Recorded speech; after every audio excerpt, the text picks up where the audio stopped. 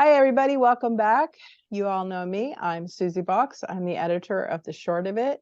And we are here today with Lisa Tomey-Zonneveld. Did I say that correctly this time? Yep. Yay! Okay. Oh my, I just noticed I'm color coordinating with my background. Oh, you're fine. Woo! That's cool. I like You that. planned it that way. I know. I didn't, but okay. Our publication occurs about every 2 years. We're working on volume 2 right now, and it is called Reflections and Revelations. And I think it really truly encapsulates what this volume is all about. So maybe it is more like an anthology. I don't know, but the writers just bring so many wonderful subjects to light, and I've thoroughly enjoyed formatting and editing this book. So I'm looking forward to its publication, I think, and I hope you all will be too. But let me introduce Lisa. She has 3 pieces that will appear in the collection. Lisa is a poet, writer, and publisher from Raleigh, North Carolina. She is the editor for Fine Lines and manager of the Poetry Circle of the Garden of Neuro Institute. You can follow her on Prolific Pulse, the blog, or prolificpulse.com. Lisa was featured twice on The Short of It in the very first volume, and then her piece Silence was featured in the first anthology, The Sound of Brilliance, and was also nominated for the Pushcart Prize. So here's Lisa. Congratulations on your nomination. And you, it was just wonderful. I just love this. The day that I sent out the announcement to Lisa that she was being nominated or going to be nominated, I hadn't even sent my email yet. She sends me an email for mine that was in heartbeats. And I was just shocked beyond words, but it was a wonderful, happy coincidence. But congratulations again, because I really feel that your piece Silence was definitely warranted it. So. I actually ended up publishing it in Caring for Souls, the book I put out this recently. Very nice. So thank you so much. Well, you're welcome. Yeah, kudos to you. Hey, I wanted to talk to you though about congratulations on getting married. Thank you. So when did all that come out? I didn't even know you were with anybody the last time we talked. It's we've been together for a number of years, actually. Okay. And so we decided to tie the knot last year. And him being an accountant, he's also had seen the tax advantages of that. So being a wise man, he wised up and married me. Oh, smart. Well, that's we did the same thing. Our proposal was over spreadsheets, so it's literally it's a running joke we have. Yeah. That is sweet. Hey, every relationship has different ticks to it, so I wouldn't worry about it. Well, when you say that you got married for the tax benefits, we actually got married for insurance, and here we are 28 years later. So, I mean, yeah. Well, somebody told me one time, a very wise person said, marriage is a business. And, I kind of wondered about that. But you know what? Makes sense. Would you partner up with someone for business? That's probably the one you should marry.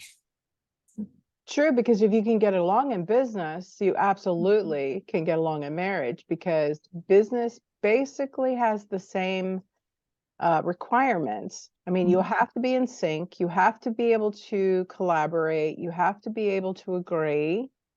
Yeah, I think he's got a point. Yeah. Absolutely. Well, chemistry doesn't hurt either. No, chemistry doesn't hurt either, but because it makes for a fun environment at work. Exactly. Absolutely. Okay. Yeah. So, well, congratulations on your merger again. It was wonderful to hear the news. But I wanted to ask you, how is your publishing going with the going well? Good. It is going real well. Thank you for asking. I have something going on every month with either publishing another book or working on another project, between what I'm working on and also with the Garden of Neuro and getting ready to retire from the poet laureate position there. And some of our last book, I don't think I have it ready to hand show, called The Talk. Yeah.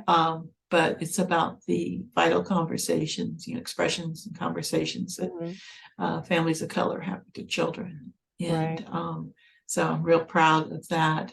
Prolific Pulse was involved in helping getting that book published, but we're not the publisher per se, but it's one of our babies. Oh, you went completely white there. I am a Zombie, yes. So that's what happens when you become a Zombie. Excellent. Yeah. I like that. Well, at least that's a good warning. Yeah. Well, I was going to say, if you have anything that's up and coming, or specifically with the publishing company, but also on a personal level, if you have any projects that you want to share with us, I can always put them in the link on the YouTube. Wonderful. Channel. Okay, so we'll put those in there for. No worries, no worries. What beyond that though? Like, I know you are fully busy with that, and like I just said, when we first got on, hey, we're always busy people. But what else are you doing on a like a personal level as far as your own writing? Is there anything that you're being called to do right now? Something actually that's tugging at your heart? It's funny you asked that, because I'm actually getting ready. I have my art table now set up because I'm working on a project called Dear Heart. It's the anthology that I'm putting out this year. And it came to me as I was actually reading something about letter writing.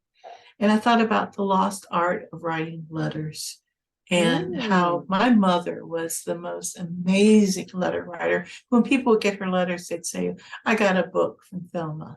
I wish I had all those letters that she had written. There would be pages and pages. And not only that, she had the most beautiful penmanship. So not only did she write these books to her family members and friends, but they would read like a wonderful, prose like story that everybody would get, including me, that when I was not living at home and further away. But talk about prolific writing. My mother was the natural at it. And so I thought, I wonder what kind of letter people would write if they were to write a letter to express the desires of their heart. And so that just kind of evolved into the next project. Which is called Dear Heart. And so that's going to be the name of the anthology. It's coming out in June. I received letters from around the world. I required handwritten letters or photographs, drawings, paintings, whatever they wanted to send me, to be mailed to me. And I just got this stack. It's like this now to go through and put together into this book. And I'm just getting ready to dive into that project. So I rearranged everything in my office and art table set up. I started doing some painting, some things that are going in. I've not written my letter yet. It's still churning in my head. But I often wait to do that after I get everybody else's stuff in, and then I do mine. With the anthologies, I tend to do my stuff last. But I'm real excited about it. It's because I'm seeing now the light is coming. I already have the cover art.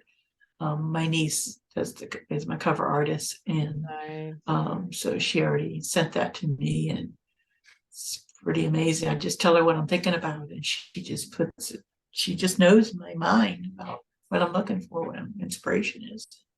That's never kind of the disappoints relationship. me. I have the same relationship with my best friend Terry Susie. Same thing. It's like all I have to do is give her a word or just what the atmosphere is that I'm looking for, and she just nails it. I just love her thought process, and I feel like we're so connected in that regard. Couple of observations though that I was thinking about what you just said about her writing these letters, these books. Basically, I mean, it shows me that this is part of your DNA too. You know, that's where you kind of got it from. That's where you got your start. Both of my parents, big writers. So that's in different ways. Yeah. So, but I find it interesting though that somebody is able to converse in the written form. Obviously, she's just a great conversationalist if she can put that down on paper and have it, be meaningful throughout or connected somehow like a story. So that's Mhm. really interesting. I think, yeah, it's a dying art because obviously we don't write anymore. But the other thing I was going to say is hearts. You have such a connection to the heart.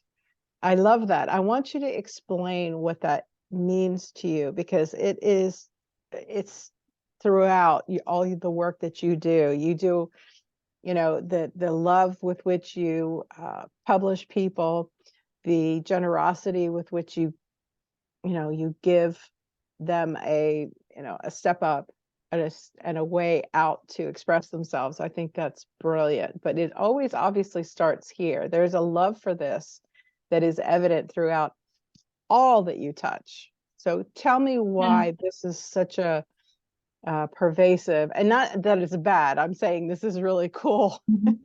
but Thank you. but I love that Yeah, about you. That's like central to you, who you are, I think. What do you think? it is. It is. My goddaughter is actually the one who coined the term prolific Mhm. pulse. I explained to her what I was looking for when I was trying to name my blog, Yeah. and explained to her, where it was coming from. And she knew. She knows me so well. Sometimes I think she knows me better than I know myself. And she said it was just she's always called her my name fairy because she could always come up with names for everything. Yeah. And she just like we were in the car riding together, and she was like, prolific pulse. That's it. Like, absolutely right. That's exactly what I was looking for. And with that being the pulse, the heartbeat, the the Mhm. the infusion with the soul, Mhm. all of those important parts of Mhm. writing life. I mean, we write from our soul, we write from our heart. Mhm. We hope we write things that are prolific. Yeah. So it just made sense. So that's where it came from. And so when I come up with titles for anthologies and such, I Mhm. generally, use the heart, the soul, the beat, something. Mhm. Um, the one piece, the one that really does not have those words in the title is Social Justice Inc., but it's still, to me, is coming from the soul. Mhm. So to me, it still is the ink. To me, is like the blood from your veins into your Mhm. words. So Mhm. it still fits that whole Excuse me. Well, yeah, package, so to speak. absolutely. I mean, the heart is the core of our humanity. Mhm. And so Absolutely. yeah, the blood is the ink. I got that right from the beginning. But I love the consistency that you weave throughout everything that you touch, and it's always about the heart. And I love that about you Thank you. because you're probably one of the nicer people that I've met here on WordPress. Thank you. And That's very sweet.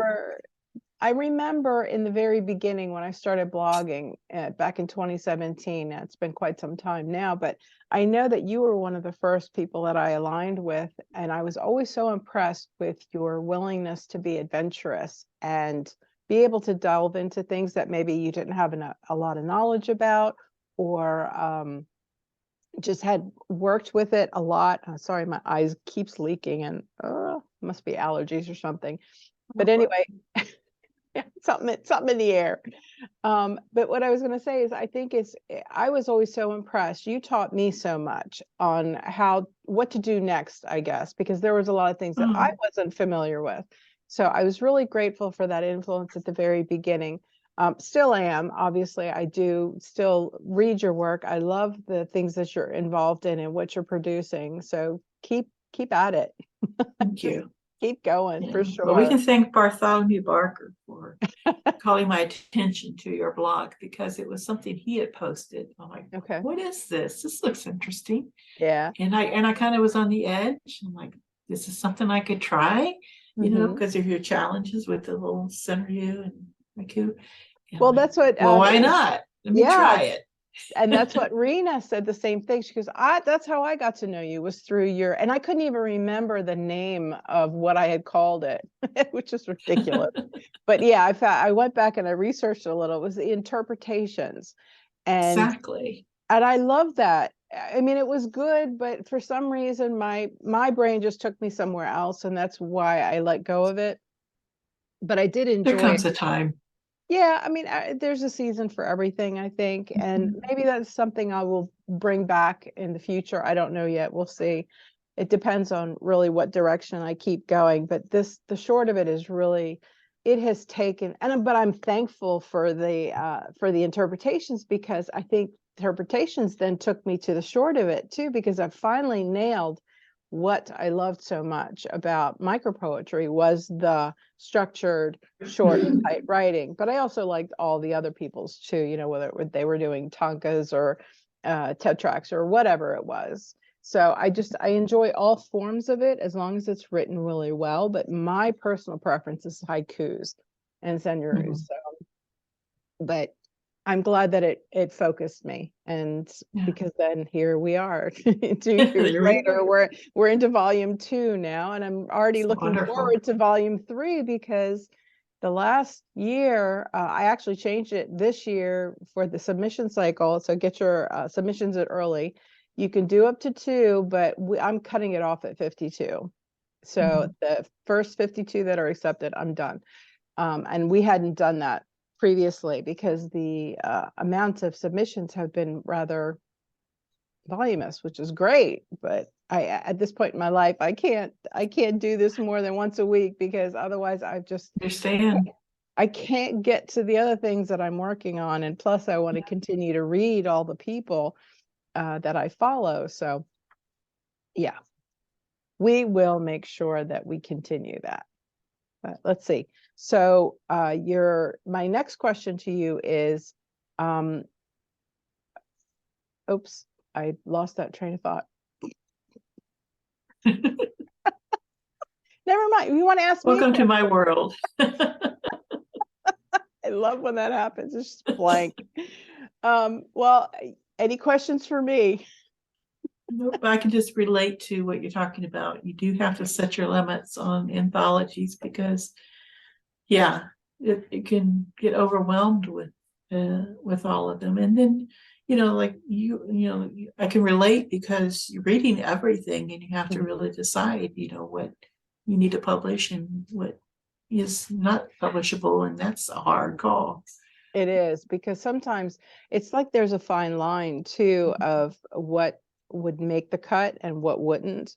I feel really bad because I uh, the things that I accept for the short of it, they may not be collection worthy, but they are certainly read worthy. So I pretty much feature whatever anybody sends me there. It has to be pretty horrible for me not to publish it.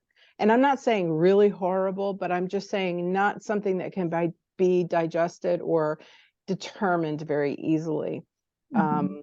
Sometimes some poets are just so mysterious that I don't know that anybody wants to spend the time to Mhm. actually figure it out. And those are the ones that I tend to let go, because I mean, the type of writing that I do is always pretty about my life, about other people's lives, observations, and just, Understandable. yeah, very relatable too. And not that there aren't other types of poems that you should be publishing or reading, but for me personally, that's what, and I think most of the people that I have dealt with over the last couple of years, they understand that that's what I'm looking for. And that's why I think this book, the volume 2 that came out or is coming out, is really the title nails what's inside. So I'm Mhm. really looking forward to that. But yeah, with its being overwhelmed and I don't want to say overburdened, because we all take these things on, right? Mhm. But definitely overwhelmed sometimes. And you and I are alike in those ways, because we have our hands in so many different things. Yeah. And then you also want to try new things, and you want to understand new things. So yeah, it gets a little overwhelming, but I think that's also the joy there in that, Mhm. you know. Yeah. So But what else are you working on? You want to tell us a little bit about your hubby? Well, he is a Dutchman. He's from the Netherlands. Nice. He's a CPA, so he's very busy now with tax season. Oh yeah. Um, I haven't even he started my taxes.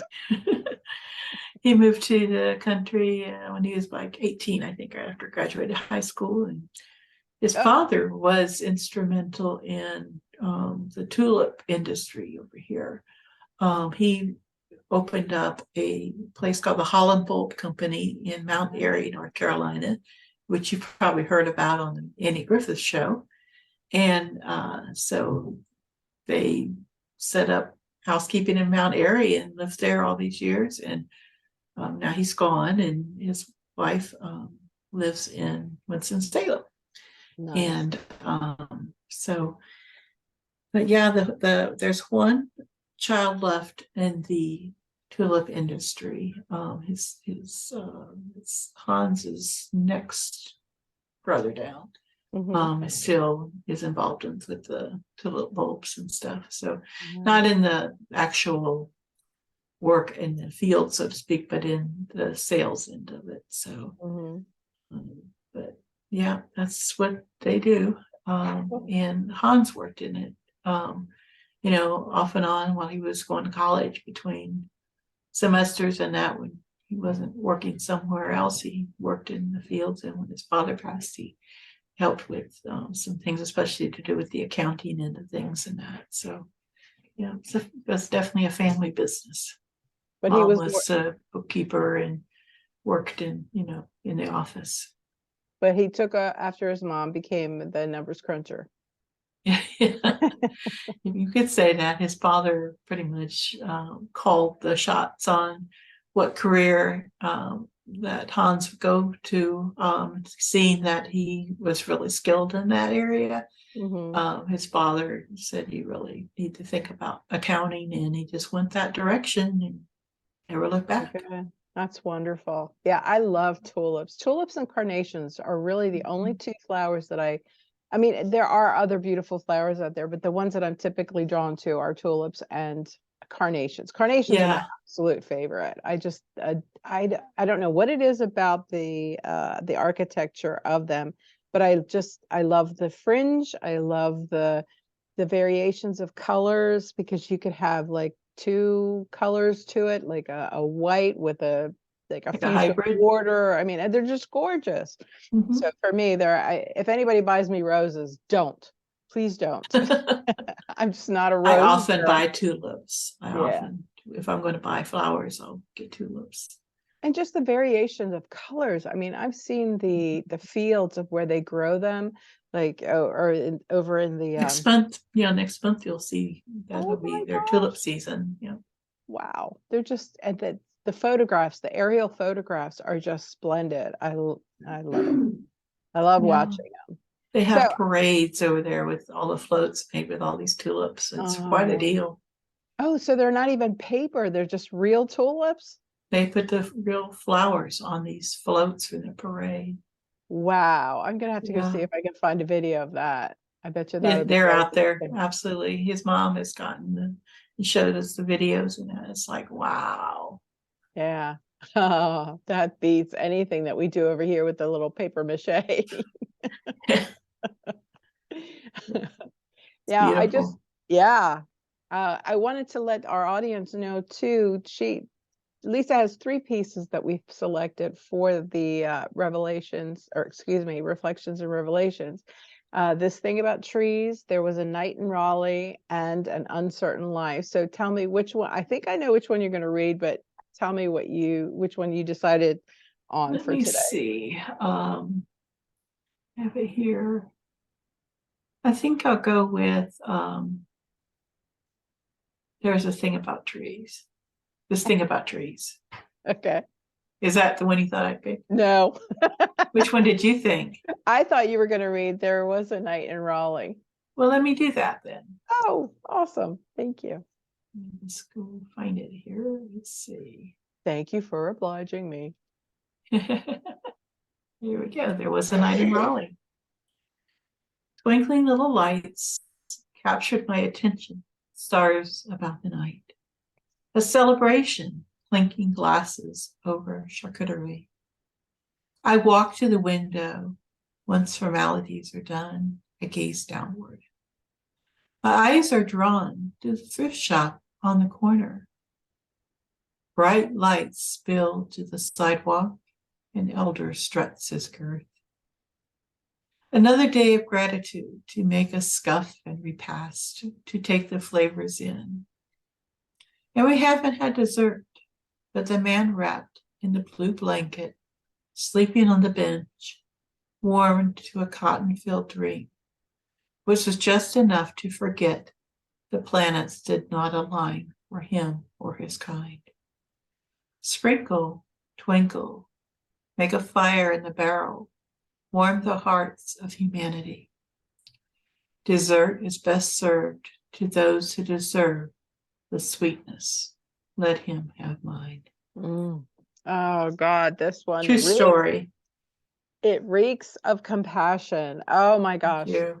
It was such a heartfelt piece. And it, interestingly, when you just said true story, that was a true story for me as well. I was at a convention in Salt Lake City, Utah.